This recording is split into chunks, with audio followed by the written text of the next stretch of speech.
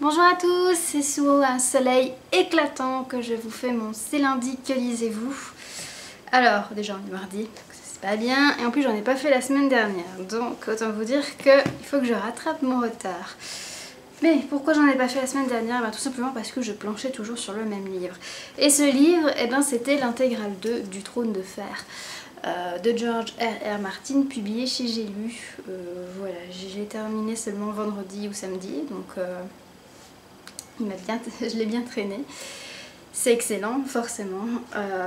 J'adore la série, j'adore les livres papier, mais c'est long à lire et voilà, je mets beaucoup de temps à le lire. J'arrive pas à dépasser plus de 50 pages par jour, donc voilà pourquoi je l'ai un petit peu traîné, mais voilà, je trouve que c'est toujours aussi génial de suivre donc, cette histoire de fantasy à travers le regard de plusieurs personnages. Il y a plus de détails forcément dans la saga papier que dans la série, et c'est pour ça que je lis les livres, c'est surtout pour retrouver ce que j'ai aimé dans la série, mais également en découvrir plus en profondeur certains éléments. Donc voilà, super, comme toujours. J'ai également lu un petit manga, donc Princesse Jellyfish, le tome 8 de Akiko Higashimura, publié donc chez Akata, la collection de Delcourt, pour les shoujo, si je me rappelle bien.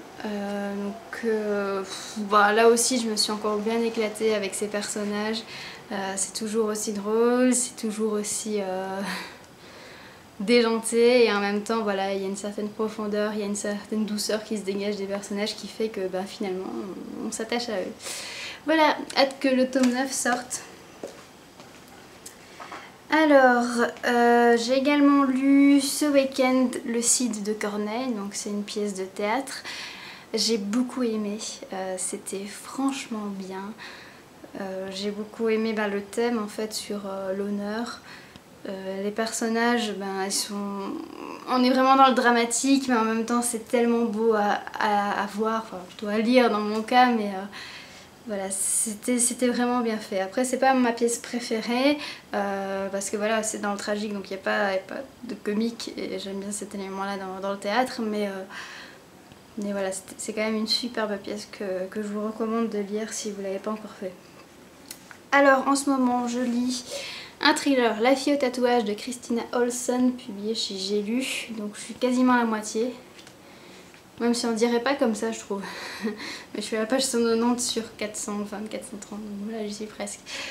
Au début de ce livre, j'étais un peu bof, c'est un thriller romano, donc ça se passe en Suède.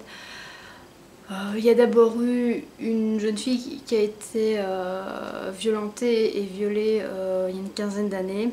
On n'en reparle plus par la suite, et à l'époque contemporaine, donc il y a un couple, Jacob Albin et sa femme. Donc en fait ils ont appris la mort de leur fille aînée qui est morte d'overdose, et son père donc va décider de tuer sa mère, et puis de tuer sa femme plutôt, et puis de se donner la mort lui-même.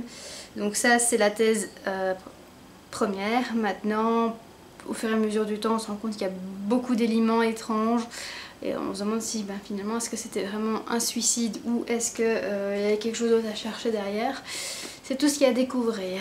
Et il y a également la fille cadette donc, de ce couple décédé, qui est en Thaïlande et qui est vraiment dans la mouise. Je ne vais pas vous en dire plus parce que c'est vraiment...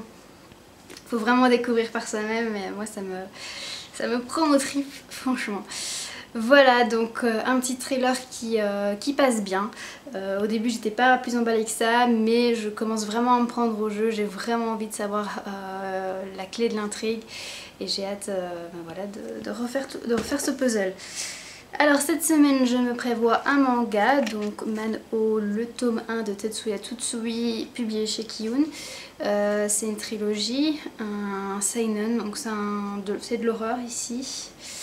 Ouais, de l'horreur, et en fait il a été tiré au sort pour le choix du Chapelier Fou spécial BD manga comics, donc j'ai hâte de voir ce que ça donne, surtout que j'avais beaucoup aimé l'autre manga de l'auteur, Reset. Voilà, et je me prévois aussi un autre roman, un roman historique jeunesse je pense, donc il s'agit du destin d'Ichiro, de Tanuki-san. Voilà, le résumé me tente bien, donc on va voir ce que ça donne.